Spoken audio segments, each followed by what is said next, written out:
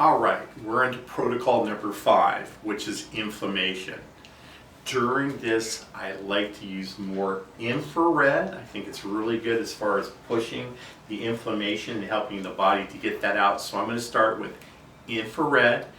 Again, we're going to paint the area. So still you can see that there's a little bit difference between the right leg and the left. Now, because he's had different hip replacements at different times, this side has always been a little bit stronger, a little bit larger in relationship to the left, so that's great. So when I look at it and I feel it, I don't feel a whole lot of inflammation. I do have a little bit here around the scar where the scar tissue has built up, but not very much. So that's where we're going to choose today to do the inflammation.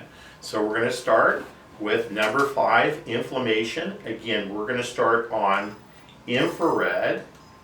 And we're going to come into the area. Hold on here. Let's see if I can get it on infrared.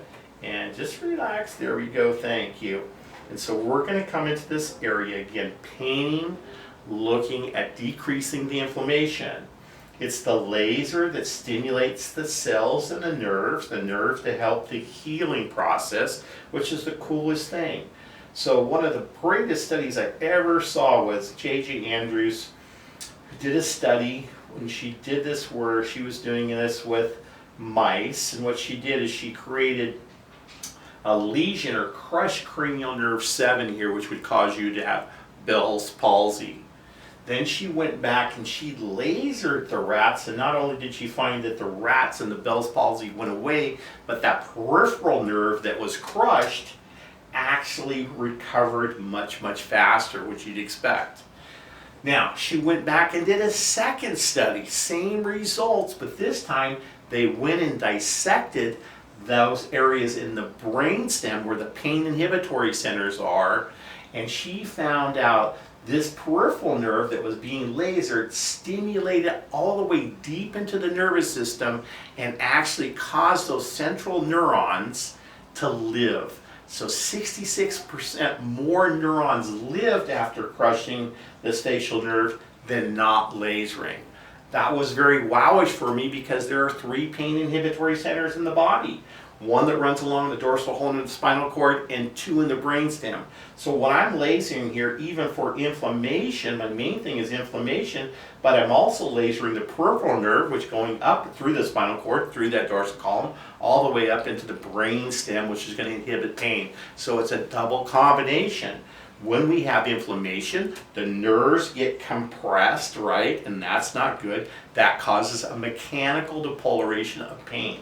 So we have mechanical, and then we also leak some substance P, some bradykinins, things like that. And we also get chemical pain. The laser is going to help with both of those. So in inflammation, I'm going to do about 3 minutes of infrared, and then I'm going to switch over to the red beam, which you can see is brighter here, and I'm going to come to the same area. So it's a sort of a push-pull, trying to get those cells to work at a higher rate.